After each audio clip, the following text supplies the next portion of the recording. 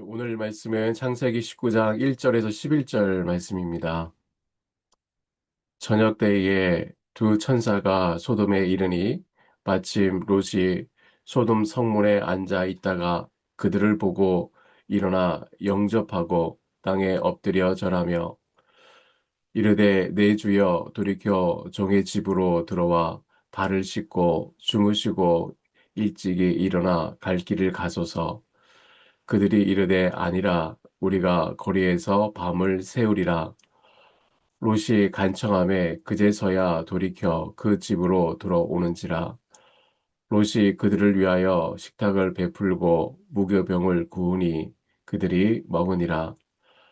그들이 눕기 전에 그 성 사람 곧 소돔 백성들이 노소를 막론하고 원건에서 다 모여 그 집을 에워싸고 롯을 부르고 그에게 이르되 오늘 밤에 내게 온 사람들이 어디 있느냐 이끌어내라 우리가 그들을 상관하리라. 롯이 문 밖의 무리에게로 나가서 뒤로 문을 닫고 이르되 청하노니 내 형제들아 이런 악을 행하지 말라. 내게 남자를 가까이 하지 아니한 두 딸이 있노라. 청하건대 내가 그들을 너에게로 이끌어 내리니 너희 눈에 좋을 대로 그들에게 행하고 이 사람들은 내 집에 들어왔은즉 이 사람들에게는 아무 일도 저지르지 말라. 그들이 이르되 너는 물러나라. 또 이르되 이 자가 들어와서 거류하면서 우리의 법관이 되려 하는도다. 이제 우리가 그들보다 너를 더 헤아리라 하고 롯을 밀치며 가까이 가서 그 문을 부수려고 하는지라. 그 사람들이 손을 내밀어 롯을 집으로 끌어들이고 문을 닫고 문 밖에 무리를 대소를 막론하고 그 눈을 어둡게 하니 그들이 문을 찾느라고 헤매었더라. 아멘. 두 가지 기능이 있습니다. 문이 열리는 기능, 그리고 닫히는 기능이 있죠. 너무나 당연한 말처럼 들리지만 그 당연한 사실 속에 오늘 본문 전체의 내용이 담겨 있습니다. 오늘 본문은 문을 둘러싼 세 개의 장면이 연속적으로 등장하는데요. 첫 번째는 롯은 문을 열어 나그네를 맞이하죠. 그리고 두 번째 장면에서는 소돔 사람들은 그 문을 부수고 들여오려고 합니다. 그리고 세 번째 장면에서 천사들이 문을 닫습니다. 오늘 말씀을 통해서 우리는 왜 하나님의 문이 아닌 내가 닫는 문은 결국 무너지는지, 그리고 하나님이 닫으시는 문은 어떻게 구원을 이루게 하는지 함께 살펴보려고 합니다. 첫째, 롯이 문을 열었습니다. 첫 번째는 롯이 문을 연 장면이 나오는데요. 저녁 때 두 천사가 소돔에 들어옵니다. 그들이 성문에 이르렀을 때에 마침 롯이 성문에 앉아 있었다라고 기록합니다. 성경이 성문에 앉아 있었다라고 묘사할 때 그것은 고대 근동에서 이런 뜻을 말합니다. 성문은 재판이 열리고 도시의 대소사가 처리되는 공공기관이었습니다. 공공장소였어요. 성문에 앉아 있다는 것은 그 도시에서 법관이나 유지로서 성의 영향력을 행사할 수 있는 자리에 있다는 것을 암시합니다. 롯이 소돔에 와서 많은 노력으로 소돔에서 상당한 영향력 위치에 있었음을 보여줍니다. 그런데 이렇게 영향력 있는 자리에 있던 롯이 천사들을 보자마자 하는 행동을 보십시오. 1절입니다. 일어나 영접하고 땅에 엎드려 절하며. 이 모습 어디서 본 장면이지 않습니까? 18장에 우리가 전에 살펴본 아브라함이 헤브론의 마불의 상수리 나무 아래서 했던 행동과 거의 동일합니다. 롯이 아브라함의 환대 정신을 몸에 익히고 있었기 때문입니다. 삼촌의 장막에서 그 넉넉한 손길로 몸을 굽혀 손님을 대접하는 자세를 눈으로 보고 자랐습니다. 그 무의식 깊이 새겨진 것이 지금 성문 앞에서 살아난 것입니다. 인격적으로 많이 부족하고 탐욕으로 가득 찬 롯이었지만 그래도 어린 시절 아브라함에게 배운 그 한 가지가 이 결정적 순간에 그를 움직인 것이에요. 롯은 그들을 집으로 데려와 발을 씻기고 무교병을 구워 대접합니다. 그런데 여기서 한 가지 눈에 띄는 차이가 있죠. 18장에서는 아브라함이 새 천사를 고운가로 세수하러 아주 극진하게 살송아지와 더불어 대접하지만 그에 비해 롯은 무교병을 내놓죠. 뭔가 아쉬운 느낌이 납니다.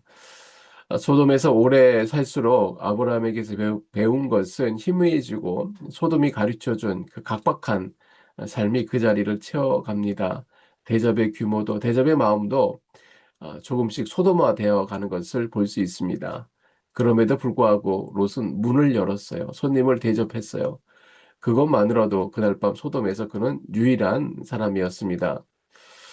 두 번째로 소돔 사람들이 문을 두드립니다. 손님들이 자리에 눕기 전에 바깥에서 소리가 납니다. 4절의 묘사는 참으로 어, 긴박하고 또 서늘하다는 느낌을 주는데요. 그성 사람 곧 소돔 백성들이 노소를 막론하고 원군에서 다 모여 그 집을 에워쌌다라고 합니다. 노인도 아이도 가까운 사람도 먼 곳에 사는 사람도 모두가 몰려왔습니다. 이 표현은 소돔의 의인이 10명은커녕 한 명도 없다라는 것을 보여주는 것 같습니다. 아브라함이 그토록 간절히 매달렸던 그 10명이 여기 없다는 것은 본문은 이 장면으로 증명하고 있죠. 그들이 요구하는 것은 명확했습니다. 이끌어내라. 우리가 그들을 상관하리라. 5절에서 상관하리라 번역된 히브리 단어는 아다, 본래 알다라는 뜻이지만 성적 행위를 완곡하게 표현하는 말입니다. 소돔 사람들은 집단적으로 공개적으로 부끄럼도 없이 이 동성애를 요구하는 것이에요. 그 행동의 뿌리에는 다른 사람을 자기의 욕망을 위한 수단으로 사용하는 것을 아무렇지도 않게 여기는 마음이었어요. 소돔의 죄는 하나님 앞에서 교만이었고 그 교만이 이웃을 향한 폭력으로 나온 것이에요. 이러한 상황에서 7절에 롯이 문 밖으로 나아가 무리를 향해 말합니다. 내 형제들아 이런 악을 행하지 말라. 용기 있는 발언이요. 그런데 8절에 보면 그 읽다 보면은 참 말문이 막힙니다. 내게 남자를 가까이 하지 아니한 두 딸이 있노라. 내가 그들을 너희에게 이끌어내리니 너희 눈에 좋을 대로 그들을 행하라. 악을 행하지 말라고 해놓고는 자기 딸을 그 무리에게 내주겠다고 말하는 겁니다. 도저히 납득이 될 수 없는 제안이죠. 어떤 학자들은 이것이 고대 사회의 손님 접대 문화라고 설명하기도 하지만 당시에는 손님 보호가 가족 보호보다 우선이 될 만큼 중요한 규범이었다라고 말합니다. 하지만 그렇다고 해도 이 제안은 말도 안 되는 설명이 되지 않는 일이죠. 왜냐하면 이것은 오랜 동안 소돔에 살던 롯이 그 마음이 얼마나 소돔화 되었는지를 보여주는 것입니다. 죄는 문화의 옷을 입고 나도 모르게 다가오기도 합니다. 아마 처음에 롯이 소돔에 들어왔을 때 뭔가 불편함을 느꼈을 것이에요. 그런데 그 불편함이 익숙해지는데 오랜 시간이 걸리지 않았습니다. 거짓말을 하는 사람과 오래 교제하면 거짓말이 익숙해지죠. 불평하는 사람과 오래 함께하면 불평이 입에서 나옵니다. 소돔에서 오래 살다 보면 롯의 입에서 이런 말이 나오는 것이 이제 자연스러워진 것입니다. 롯은 이러한 환경에 물든 것이죠. 8절에 보면 롯은 이렇게 말합니다. 너희 눈에 좋을 대로 그러니까 자기 욕망에 이끄는 대로 움직이는 것을 뜻하죠. 소돔 사람들의 특성은 죄입니다. 그런데 롯이 지금 소돔 사람 등의 언어를 사용하고 있어요. 너희 눈에 좋을 대로 그들에게 행하라. 어, 몸은 문 밖으로 나왔지만 마음은 아직 소돔 안에 있는 것입니다. 롯은 문을 닫으려 했습니다. 혼자서 그 많은 무리들을 막으려 했어요. 그런데 그 문이 닫혀지지 않습니다. 사람이 닫으려 하는 문은 이렇게 늘 허술합니다. 죄의 무게 앞에서 한 사람의 의지로 닫힌 문은 오래 버티지 못합니다. 그런데 반전이 일어납니다. 하나님이 문을 닫으십니다. 상황이 걷잡을 수 없이 악화돼요. 이 극적인 순간에 천사들이 움직여요. 10절에 그 사람들이 손을 내밀어 롯을 집으로 끌어들이고 문을 닫고, 그리고 곧바로 문 밖의 무리를 대소를 막론하고 그 눈을 어둡게 하니. 이 짧은 두 구절, 오늘 말씀에 어떻게 보면 핵심이 담겨 있는데요.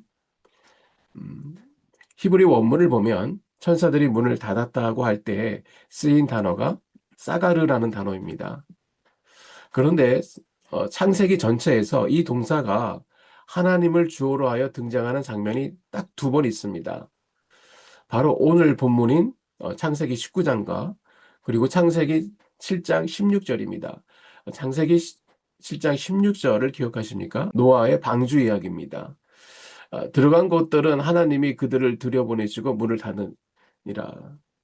창세기 기자는 우연히 같은 단어를 선택하지 않았어요. 독자에게 하고 싶은 것이 어, 있었던 것이에요. 그 하고 싶은 말은 지금 소돔에서 일어나는 일이 노아 홍수 때와 똑같은 구조라는 것이에요.